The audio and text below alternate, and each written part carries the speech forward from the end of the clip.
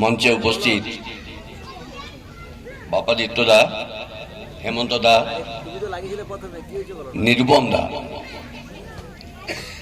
দেবেশ দা, সন্দীপ দা, আমাদের বরুণ দা, গোপাল বাবু আর উত্তম দা, আর মঞ্চের সামনে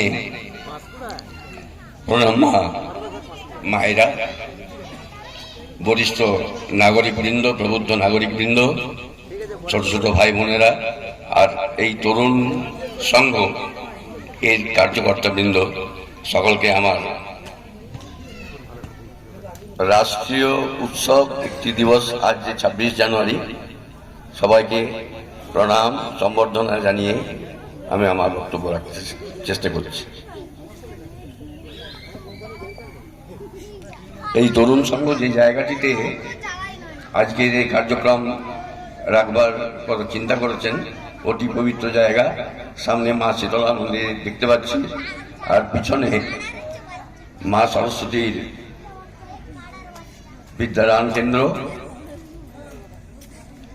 আজকে একটি রাষ্ট্রীয় উৎসবের দিনে আমরা ভারত মায়ের পুজো করছি।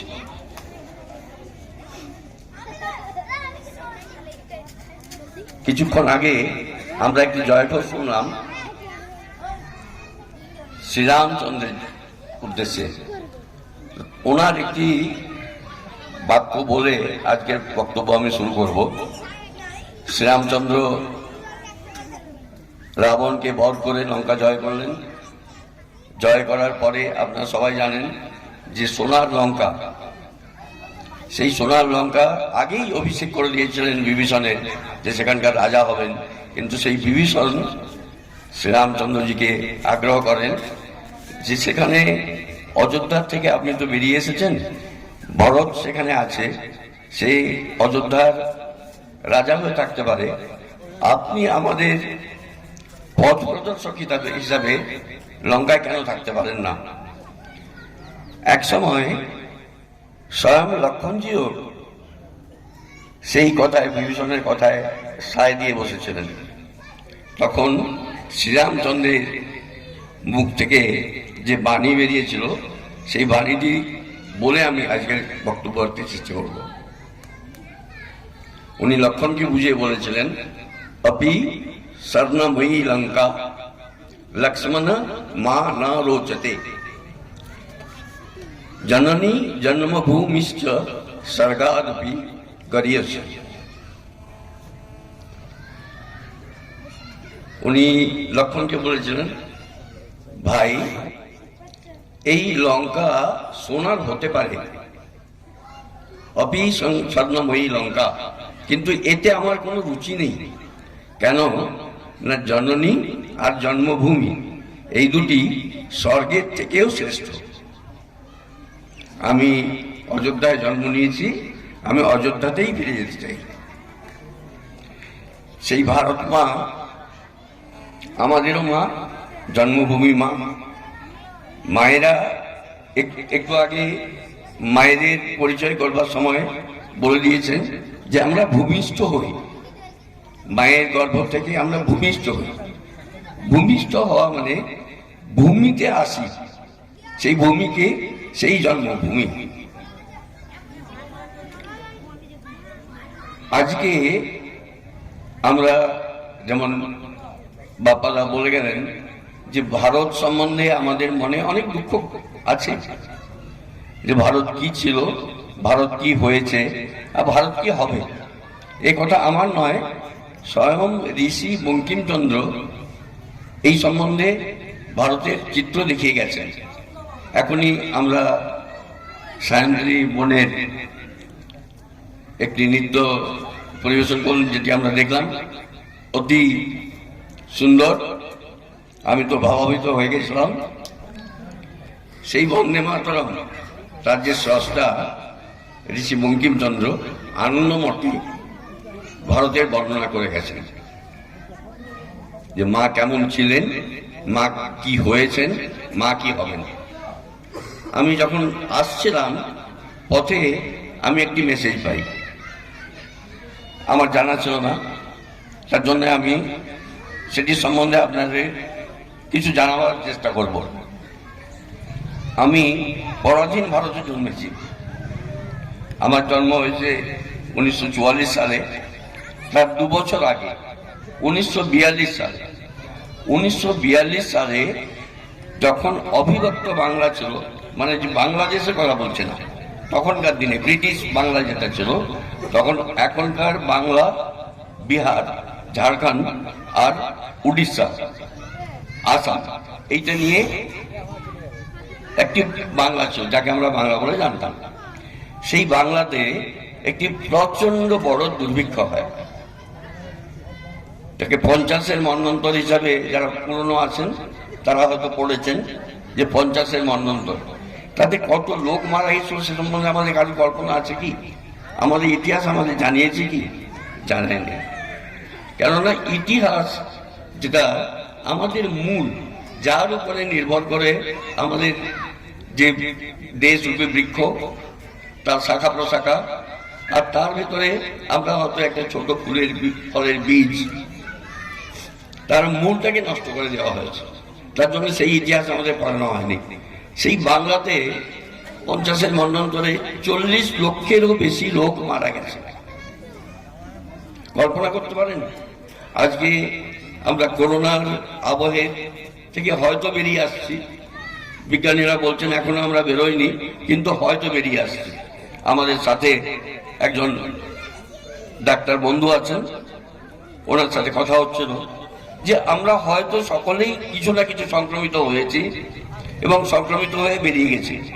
ভারতে আজকে জনসংখ্যা কেউ বলে 130 কোটি, কেউ বলে 135 কোটি, কিন্তু আমার মনে হয় 140 কোটির অনেক উপরে। যদি 140 কোটির নিচে হতো, 130 কোটি হতো, তাহলে যে কয়েকটি আইন প্রণয়ন হয়েছে সেই আইনগুলো নিয়ে এত ঝগড়া বিতণ্ড হতো না। আমরা কেউ চাই না আমাদের জনসংখ্যা কত, আমাদের দেশে কত জনসংখ্যা সেটা জানতে।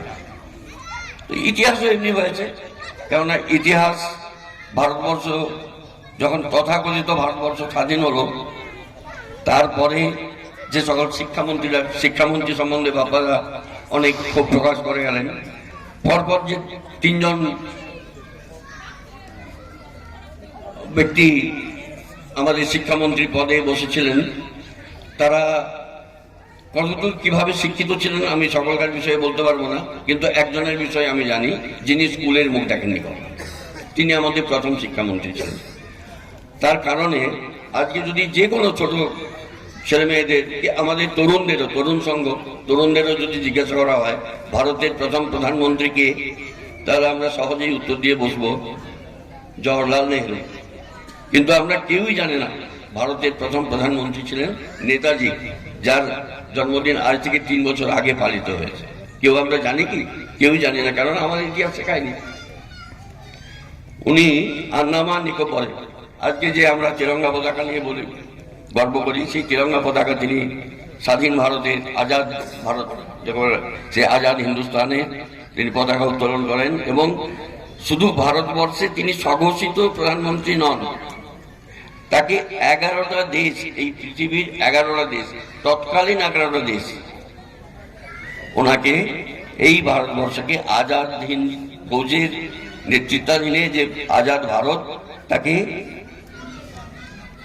তারা গ্রহণ করেছিল, দেশ হিসাবে সম্মান দিয়েছিল রাষ্ট্র হিসাবে।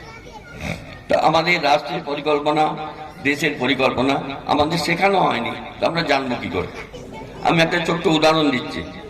আমি বললাম আমি স্বাধীনতার প্রথমে আমার জন্ম হয়েছে 1944 সালে। 1947-এ আমাদের দেশ স্বাধীন হয়েছে, কিন্তু দেশ স্বাধীন হওয়ার পরেও যেমন আমরা যদি রোগগ্রস্ত হই, তাহলে আমাদের দুর্বলতা কাটতে একটু সময় লাগে। 1000 বছরের পরাধীনতার পরে আমরা যখন স্বাধীনতা পেলাম, আমরা কি সবল ছিলাম? ছিলাম না। অনেক কিছু পুরনো দিনের কথাও রয়ে গেছে। আজকে ছোট ভাই বোনেরা, তোমরা একটু যদি বসে যাও, আমরা প্রথমে আজকে যখন আমাদের বর্ণ পরিচয় হয়, আমরা কি পড়ি? মায়েরা জানবেন আমরা কি পড়াই? অয়ে অজগর আসছে তেড়ে, আয়ে আমটি খাবো পেড়ে। এগুলোর মধ্যে কি শেখার আছে? হ্যাঁ, অ দিয়ে অজগর হয়, আ দিয়ে আম হয়, এইটুকু খালি শিখতে পারি। কিন্তু শিক্ষা, শিক্ষা মানে কি খালি বর্ণ পরিচয়? একটা শব্দ এসেছে স্বাক্ষর, মানে আমি নাম সই করতে পারি তাহলে আমি স্বাক্ষর হয়ে গেলাম, সেটা কি শিক্ষা? শিক্ষার এর থেকে বেশি কিছু আছে তো। সে শিক্ষার যে অর্থ, সেটা আমরা যেটা মনে করি, সেটা শিক্ষার অর্থ হলো সংস্কার। আমাদের এর ভেতরে আমরা পরিবর্তিত হচ্ছি কিনা, শিক্ষা যে আমরা পাচ্ছি, শিক্ষা আমার আচরণে দেখা যাচ্ছে কিনা। কেননা আমরা যেটা আচরণ করব সেটাই আমরা উচ্চারণ করতে পারি। আমাদের উচ্চারণ করবার অধিকার ততক্ষণ পর্যন্ত জন্মায় না যতক্ষণ না আমার আচরণ পায়। তো আচরণ কি করে আসবে? আচরণ আসবে সংস্কারের জন্য। আমি আপনাদের এটি ব্যক্তিগত, কিন্তু আমাদের দেশের সাথে খুব ওতপ্রোতভাবে যুক্ত বলে আমি সেই জিনিসটা আপনাদের সামনে রাখতে চেষ্টা করছি। আমার যখন অক্ষর পরিচয় হয়েছিল, আমি কি করে পড়েছি? আমি পড়েছি অয়ে অরবিন্দ, অরবিন্দের প্রণাম জানাই, আশুতোষ সম দরদি যে নাই, ইংরাজ বুঝে বিপিনের ধার, ঈশ্বর হন সাগর দয়া। আমি পুরো কথা পুরো বলবো না, অনেক সময় লাগবে, কিন্তু ওনাদের আগ্রহ হয়েছে তার জন্য বলছি। আমি তাহলে একটু বেশিই বলছি। এটি আমার প্রথম পড়া। অরবিন্দের প্রণাম জানাই, আশুতোষ সম দরদি যে নাই, ইংরাজ বুঝে বিপিনের ধার, ঈশ্বর হন সাগর দয়া। উমেশ এনেছে জাতীয়তা ভাই, উর্মিলা সম নারীগতা ভাই, ঋষি বঙ্কিম অমর যে আজ, লিকারকে নিয়ে নেই কোনো কাজ, অ্যানি বেশান্ত প্রশান্ত অতি, ওই যে তিলক ধীর মহামতি, তিলক ওয়াদ্দেদার দিয়ে গেল প্রাণ, ওয়াচা বাড়ালো এদেশের মান। মানে এভাবে যদি আমি বলে যাই তাহলে চন্দ্রবিন্দু পর্যন্ত প্রত্যেকটি অক্ষরের সাথে, বর্ণের সাথে আমাদের দেশের কোন মনীষী, কোন মহাপুরুষের নাম যুক্ত আছে। আমরা তাদেরকে বলে যাচ্ছে না। একটি বই আছে, আপনারা যদি কেউ পড়তে চান, শৈলেশ দের লেখা আমি সুভাষ বলছি। বইটি আমি সকলকে, মঞ্চে যারা বসে আছেন তাদেরও আগ্রহ করব যে বইটি পড়বেন। আজকে আমরা স্বাধীনতা কিভাবে পেয়েছি, আমাদের বোঝানো হয়েছে যে চরকা কাটলে নাকি স্বাধীনতা পাওয়া যায়, সেভাবে আমরা স্বাধীনতা পেয়ে গেছি। অসহযোগ আন্দোলন করলে নাকি স্বাধীনতা পাওয়া যায়। তাহলে তো পৃথিবীর আরো এখনো অনেক দেশ আছে যারা লড়াই করছে, তারা চরকা নিয়ে বসে নেই কেন? সুভাষ বোসকে আমরা ভুলে যাওয়ার চেষ্টা করেছি। এই যে গত 1 মাস গেছে, এই গত 1 মাসের ভেতরে কতগুলো নাম আছে তাদের আমরা কেউ মনে রাখিনি। আমরা এখনই একটি অন্য একটি ক্লাবের নাম করছিলাম, ক্ষুদিরাম। ক্ষুদিরাম বোসের জন্মস্থান এখান থেকে কত দূর হবে যদি কেউ জানেন? খুব বেশি হলে কত 1500 কিলোমিটার হবে এখান থেকে ক্ষুদিরাম বোসের জন্মস্থান। আমরা তাকে সম্মান দিই। আমরা জানি কি যে তিনি কি দিয়ে গেছেন? তিনি কি কোনোদিন ভেবেছেন যে আমি যে কাজ করব সেই কাজের পরিবর্তে আমি কি পাবো? আমরা সব কিছু করার সাথে সাথে আমরা মনে একটা প্রশ্ন আছে, আমি যদি এটা করি আমি এর বদলে কি পাবো? নেতাজি সুভাষ বোস, উনি পড়াশোনায় খারাপ ছিলেন না। আমার থেকে অনেক, আমার পরিচয় করাবার সময় বললেন আমি নাকি বড় একজন অফিসার ছিলাম, কিন্তু আমার থেকে অনেক জ্ঞানী ছিলেন, অনেক বুদ্ধিমান ছিলেন। এবং এখন যেটা আইএএস বলে তখন আইসিএস বলা হতো, ইন্ডিয়ান সিভিল সার্ভিস। তিনি সেই আইসিএস পাস করে তিনি অনার্সে ম্যাজিস্ট্রেট তখনকার দিনে হতে পারতেন।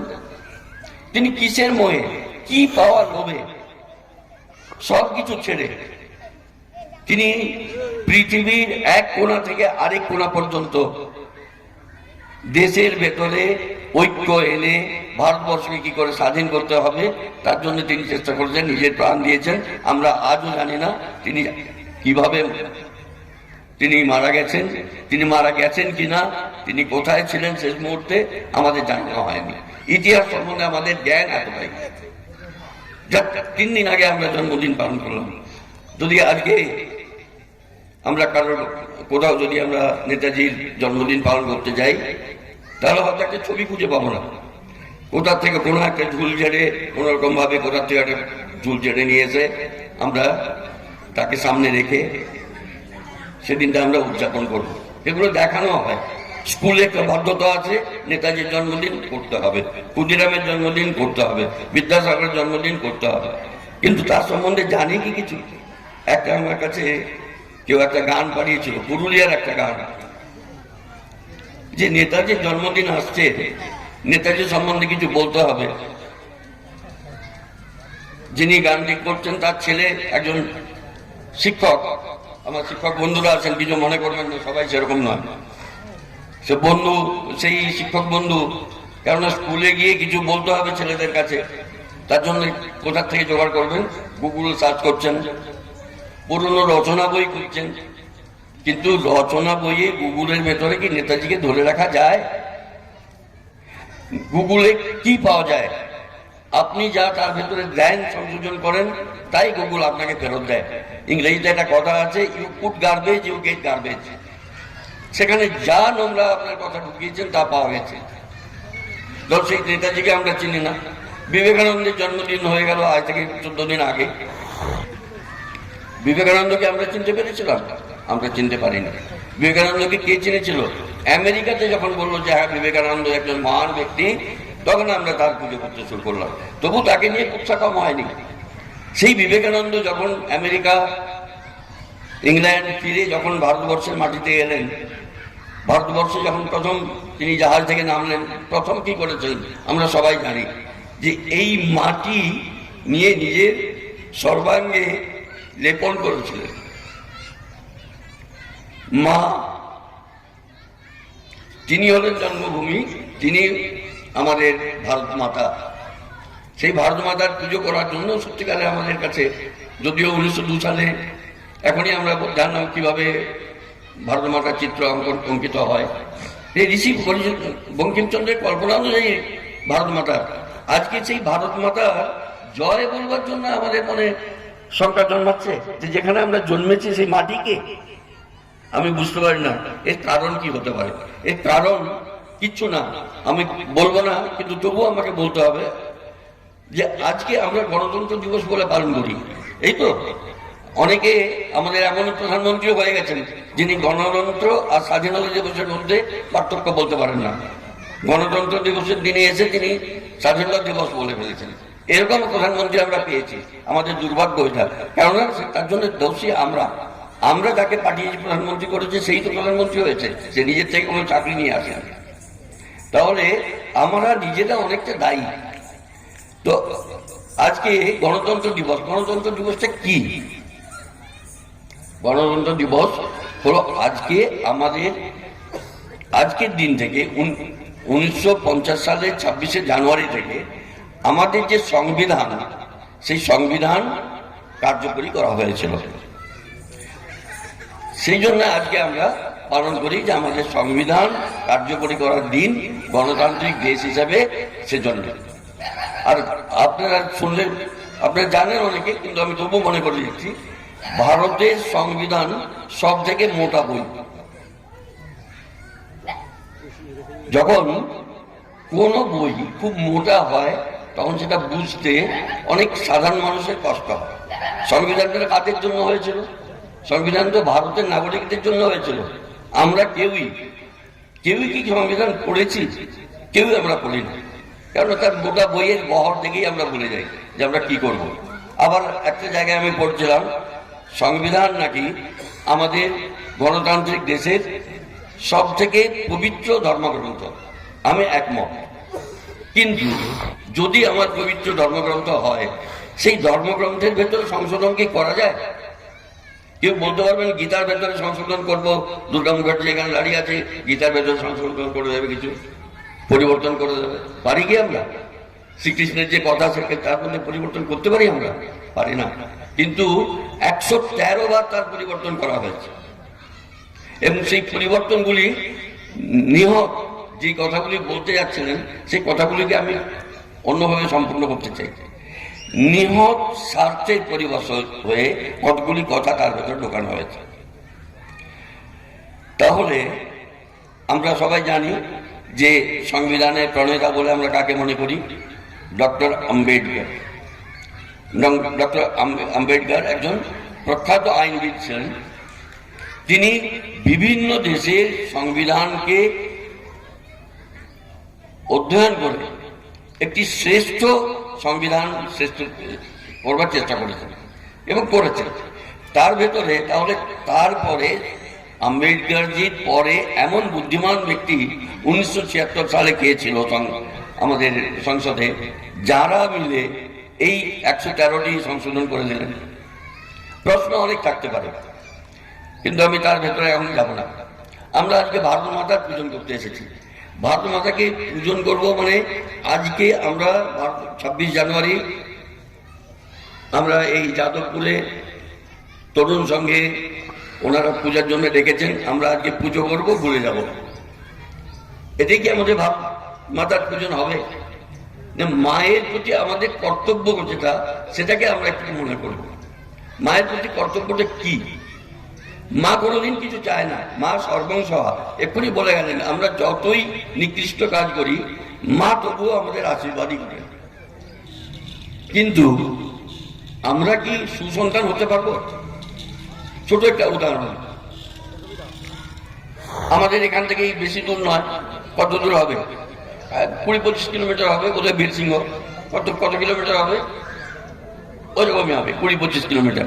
সেখানে বীরসিংহের সিংহ শিশু ঈশ্বরচন্দ্র বিদ্যাসাগর জন্মেছিলেন।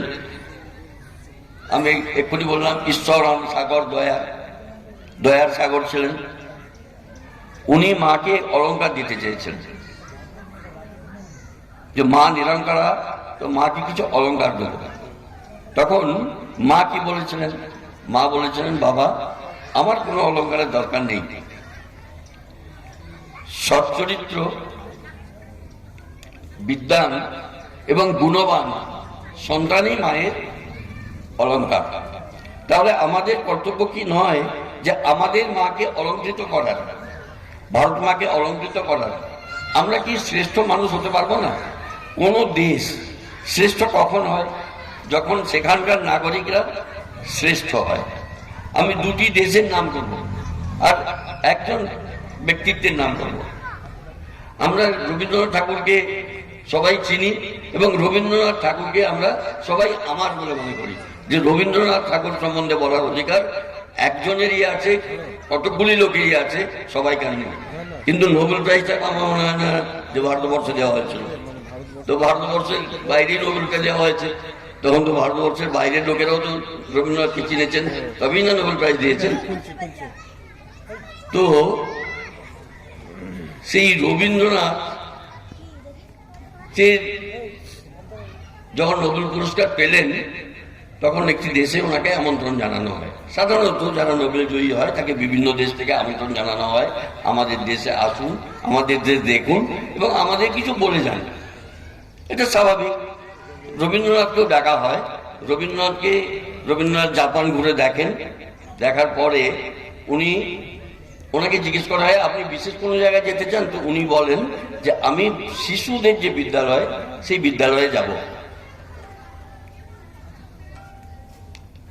অতিথি ওনাকে নিয়ে যাওয়া হয়েছে শিশুদের বিদ্যালয়ে, যাকে কিন্ডার গার্ডেন বলে, কিন্ডার গার্ডেনে নিয়ে যাওয়া হয়েছে। সেখানে গিয়ে উনি ছোট শিশুদের সাথে জিজ্ঞেস করছেন যে জানো আমি কোথা থেকে এসেছি? তো তারা যেরকম মাস্টারদের কাছে শুনেছিল সেরকম ভাবে তারা বলেছে যে হ্যাঁ আপনি ভারত থেকে এসেছেন। উনি একটু প্রশ্নটা আর একটু বাড়িয়ে দিয়েছেন যে ভারত কোথায় জানো? ছোট ছোট শিশু তারা বলছে না, ভারত কোথায় আমি জানি না, আমরা জানি না। জাপানে বেশিরভাগই যে ওখানকার স্থানীয় লোক, তারা বুদ্ধ দেবকে ভগবান বলে মানেন এবং তারা বৌদ্ধ। তার জন্যে তাদের ছোট বাচ্চাদের বোঝাবার জন্য তোমাদের ভগবান বুদ্ধ আছে, উনি যেখানে জন্মেছিলেন আমি সেখান থেকে এসেছি। সবাই খুব খুশি হয়েছেন, ওনাকে অভিবাদন করেছেন। তখন রবীন্দ্রনাথ তাদের একটি প্রশ্ন করেছিলেন যে মনে করো যে আজকে যদি বুদ্ধদেব জাপান আক্রমণ করে, তাহলে তোমরা কি করবে? ছোট ছোট শিশু, তাদের বলা হচ্ছে তোমাদের ভগবান যদি তোমাদের দেশের উপরে আক্রমণ করে তাহলে তোমরা কি করবে? শিশুদের উত্তর কি ছিল? আপনারা কিছুটা আন্দাজ করতে পেরেছেন। আমরা ভগবানের সাথে যুদ্ধ করব। এই হলো মাতৃভক্তি, এই হলো জন্মভূমিকে ভালোবাসা। আমাদের ভেতরে সেটা আছে কি? আমাদের দেশের ইতিহাস বলবার জন্য যখন বলছিলেন মীর কাসিম হাসান ইত্যাদিরা যারা এসেছেন, তারা আমাদের দেশে হঠাৎ এসেছেন আর জিতে চলে গেছেন। আমাদের দেশে এত বড় জনসংখ্যা, আমাদের দেশে আমরা শূরবীরের কম ছিল না, আমাদের ধন সম্পদ কম ছিল না। না হলে লুটেরা আসবে কেন? ডাকাতি কোথায় হয়? ডাকাতি হয় যেখানে টাকা পয়সা আছে, সোনাদানা আছে, সেখানেই ডাকাতি হয়। যেখানে কিছু নেই সেখানে হয় কি? আমাদের সেখানে হয়েছে। আমরা নাকি খুব গরিব দেশ ছিলাম, আমরা নাকি পড়াশোনা জানতাম না, ইত্যাদি ইত্যাদি। যাই হোক, কিন্তু রাস্তা দেখিয়ে যতক্ষণ না বাড়িতে ঢোকাবার একজন লোক থাকবে ততক্ষণ পর্যন্ত কোনো বাড়িতে ডাকাতি হতে পারবে না। আমাদের দেশেরই যাদের এখন পর্যন্ত জয়চন্দ বলে তাদের অপমান করা হয়, সেরকম লোকে আমাদের মতো লোকই বিদেশিদের ডেকে এনেছে যে আমাদের দেশ জিতে যাও। ছোট্ট একটি উদাহরণ দেবো। আমরা সবাই গ্রামে আছি, গ্রামের লোকের বিষয়ে খুব সুবিধা হবে। এই কথাটা আমি অন্য জায়গায় যখন শহরে বলি তখন বুঝতে পারেন না। আমরা এখন আমাদের মাঠে কি আছে? আলু চাষ আছে, আলু আছে তো সবাই গাছ। যদি সেই আলুর জমিতে যদি অন্য কোনো লোকের গরু এসে আলুটা মেরে দেয় তাহলে আমাদের মনে খারাপ লাগবে। আরব দেশ, সৌদি আরবের কথা হচ্ছিল, সৌদি আরবে যদি তেল না বেরোতো তাহলে তারা আমাদের থেকে অনেক গরিব লোক ছিল। তাদের খাওয়ার মতো কিছু ছিল না, মরুভূমি, সেখানে কোনো শস্য উৎপন্ন হয় না। তাহলে তারা খাবে কি? তাদের কাজই ছিল দস্যুতা বৃত্তি। তখন এই যে সিল্ক রুট বলে, অর্থাৎ ভারত থেকে বিদেশে আমদানি রপ্তানি করবার যে সকল কাজ করতো ভারতের লোকেরা গিয়ে করত, তাদের লুটপাট করতো, লুটপাট করে তাদের জীবিকা নির্বাহ করত। কিন্তু যখন বারবার এমনি ভাবে লুণ্ঠিত হচ্ছিল তখন ব্যবসায়ীরা কি করলো? স্থির করলো যে আমাদের নিজেদের সেনা থাকা দরকার। তো ছোট ছোট সেনা নিয়ে তারা অন্তপক্ষে ওই ডাকাতদের আটকাতে পারে সেরকম সেনা নিয়ে সেই আরবের মাটির উপর দিয়ে তারা যেতে শুরু করলো। তখন আর তারা লুটপাট করতে পারতো না, লুণ্ঠন করতে পারতো না, তাদের জীবিকা নির্বাহ কঠিন হলো। তখন দিকে দিকে চর পাঠালো, এরকম কোন দেশ দেখে এসো যেই দেশে গিয়ে আমরা নিজেরা বসবাস করতে পারবো। এটা গল্প, সত্যি নয়, কিন্তু ঘটনা অনেকটা এই। লোকেরা সব জায়গায় চারদিকে পৃথিবীর যত জায়গায় যেতে পারে গেল, তারা আবার ফিরে হলো না। এরকম কোনো দেশ নেই যেখানে গিয়ে আমরা থাকতে পারবো না। কিন্তু দুজন লোক অনেক দেরিতে এলো। তারা বললো আমরা একটা দেশ খুঁজে পেয়েছি যেখানে গিয়ে আমরা রাজত্ব করতে পারবো। কোন দেশটা? যে ভারত। কি করে বললে? বলছে আমরা ক্লান্ত হয়ে গেছিলাম, একটা গাছের নিচে বসে বিশ্রাম করছিলাম, হঠাৎ দেখলাম একজন কৃষক এক পাল গরুকে তাড়িয়ে নিয়ে অনেক দূরে গিয়ে ছেড়ে দিয়ে চলে এলো। তখন সেই কৃষককে আমরা ডাকলাম, ডেকে বললাম যে তুমি গরুগুলোকে তাড়িয়ে দিলে, কেন তাড়ালে আর কোথায় তাড়ালে? কৃষক উত্তর দিল যে আগে আমার জমিতে শস্য নষ্ট করছিল, তার জন্য আমি তাড়িয়ে দিয়েছি, এখন যেটা খাচ্ছে সেটা অন্য লোকের শস্য। মানে আমাদের মনে কষ্ট হয় না যদি আমার নিজের ক্ষতি না হয়, তোমার ক্ষতি হচ্ছে তার জন্য আমার মনে কোনো কষ্ট নেই। আমাদের পরস্পরের ভিতরে ভ্রাতৃত্বভাবটা এতটাই আছে। তার জন্য কথা অনেক আমরা কিছু বলি, অনেক কিছু দোষ আমাদের ভেতরে আছে। যদি আজ ভারত মাতার যদি পুজো আমরা ঠিকমতো করি আর সেই মন প্রাণে যদি করি যে ভারত মাতার সেবা আমরা করব, এবং সেই সেবার মধ্যে কোনো স্বার্থ থাকবে না, আমি কিছু পাওয়ার আশায় করব না যে এইটা করে আমি কিছু লাভ করব। ঠিক আছে, মানুষের জীবন ধারণ করতে হবে, আমিও জীবন ধারণ করি, তার জন্য আমার কিছু প্রয়োজন। ধনের তিনটে উপযোগ আছে।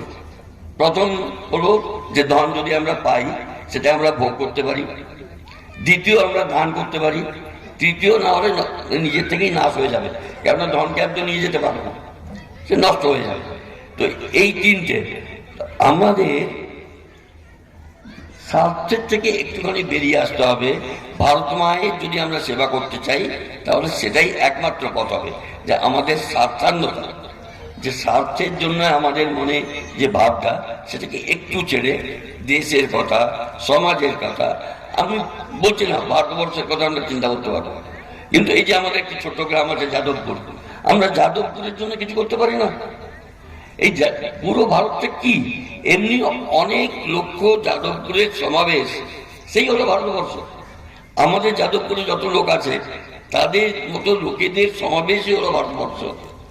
আমরা যদি ভালো হই, আমি যদি ভালো হই, তাহলে আস্তে আস্তে সমস্ত ভারতই বদলে যাবে। ভারতের খণ্ডনের কথা হচ্ছে, যে ভারত খণ্ডিত হয়েছে, এটা অত্যন্ত দুঃখের কথা। আমাদের পাশে মন্দির আছে, যে কোনো জায়গায় মন্দির আছে, যদি মন্দিরের কোনো অঙ্গ ভেঙে যায় তাহলে আমরা সেই মূর্তির, সেই প্রতিমার পুজো করতে পারি না। পারি কি? যার কোন রকম অঙ্গ নষ্ট হয়ে গেছে সেই দেবতার পুজো হয় না। তো ভারত যদি আমাদের পুজো করতে হয় তাহলে আমাদের অখণ্ড ভারতেরই পুজো করতে হবে, এবং আজও অখণ্ড ভারতের পুজো প্রতিদিন হয়ে চলেছে। আপনারা যদি কেউ পন্ডিচেরি গিয়ে থাকেন তাহলে সেখানকার যে অরবিন্দ আশ্রম, যে অরবিন্দ আমি বলেছিলাম, সেই অরবিন্দ আশ্রমে আজকেও ভারত মাতাই একমাত্র দেবী, যার পুজো হয় তিনি অখণ্ড ভারত মাতা। তার একটা ছোট্ট কাহিনী আছে, যে রাজেন্দ্র প্রসাদ অরবিন্দ আশ্রমে যেতে চেয়েছিলেন। প্রোটোকল যে তখন ভারত বিভাজিত হয়েছে, দ্বিখণ্ডিত ভারতবর্ষ, পুজো সেখানে হবে না, আর রাজেন্দ্র প্রসাদ সেখানে যেতে পারেন না, কেননা অখণ্ড ভারতকে তিনি স্বীকার করতে পারেন না রাষ্ট্রপতি হওয়ার জন্য। তার জন্য তিনি যেতে পারেননি, তিনি যাননি, এবং তাতে অরবিন্দ আশ্রমে কিছু যায় আসে না, তারা আজও অখণ্ড ভারতের পুজো করে। আমাদের মনে আমরা সেই অখণ্ড ভারতকে স্থাপন করতে পারবো, সেই ভারতের আমরা শ্রেষ্ঠ সন্তান হওয়ার প্রতিজ্ঞা করতে পারবো, তাহলে আমাদের ভারত মাতার পুজো, বলে ভারত মাতা পুজো আজকে ঠিকভাবে সম্পন্ন করতে পেরেছি বলে আমাদের মনে হবে। এই প্রতিজ্ঞা নিয়ে যদি আমরা এখান থেকে যাই। আমি আর একটা ঘটনার কথা বলে আমার বাণীকে বিরাম দেব, কেননা আপনারাও অনেকক্ষণ শুনছেন। মেদিনীপুরে আমি যখন স্কুলে পড়তাম বা পড়াশোনা করতাম, তখন মেদিনীপুরে একটি ঝাড়গ্রাম মিষ্টান্ন ভান্ডার বলে একটি মিষ্টির দোকান ছিল। পুরনো লোক যদি কেউ থাকেন উনি দেখতে পাবেন, যেখানে বাসগুলো দাঁড়াতো আমাদের সেখানে ছিল। আমি সেখানে কখনো কখনো যেতাম মিষ্টি খাওয়ার জন্য, খিদে পেয়ে যেত, মিষ্টি খেতাম। যদি এখন আছে কিনা আমি জানি না। সেখানে দেখবেন সব মহাপুরুষদের ছবি আছে। আমি অনেক বছর বাইরে ছিলাম, বাইরে থাকার পরে একবার আমি খুঁজে যাই, গিয়ে সেখানে দেখি যে নতুন আর কোনো ফটো লাগানো হয়নি। তো যিনি মালিক ছিলেন তিনি ছিলেন না, তার ছেলে ছিলেন। আমি জিজ্ঞেস করলাম যে আগে আমি ছোটবেলায় যতগুলি ছবি দেখেছিলাম ততগুলি ছবির পরে তো আর কোনো ছবি লাগাওনি, কারণ কি? উনি রেগে গেলেন আমার উপরে, বলছেন আপনি বলতে পারবেন যে এদের পাশে থাকার মতো আর একটা কোনো ছবি আছে? এটা প্রশ্ন। এই প্রশ্নটা আপনাদের সামনে রেখে যে সকল নাম আমরা, যে স্বামী বিবেকানন্দ, সুভাষচন্দ্র বোস, ক্ষুদিরাম বোস, ঈশ্বরচন্দ্র বিদ্যাসাগর, তাদের ছবি আমরা ঘরে রাখতে পারি। ছবি রাখার উদ্দেশ্যটা কি? যে তাদের মতো হওয়ার জন্য আমি চেষ্টা করি। সেই চেষ্টাটা যদি আমি করবো আজ থেকে মনে স্থির করে যাই, আমার ছেলে মেয়েদিকে সেইভাবে করবো, এরকম যদি আমরা স্থির করে যাই, তাহলে ভারত মাতা পূজন কাজ আমাদের সফল বলে মনে করব। না হলে এটা খালি একটা আমাদের উৎসব পালন করা, একদিন বাইরে থেকে কেউ আসা, দুটো কথা বলা, একটা ঔপচারিকতা, ফর্মালিটিস না হয়, আমরা নিজেদের ভেতরে কিছু পরিবর্তন আনবো, এই কথা যদি স্থির করি তাহলে আজকে আমি সফল বলে মনে করব। আপনারা আমাকে দেখেছেন, আমার কথা ধৈর্য সহকারে কিছু লোক শুনেছেন, এবং যদি এর ভেতরে কোনো ভুলভ্রান্তি হয়ে থাকে তাহলে আপনারা আমাকে মার্জনা করবেন, এই বলে আমার বাণীকে আমি বিরাম দিচ্ছি।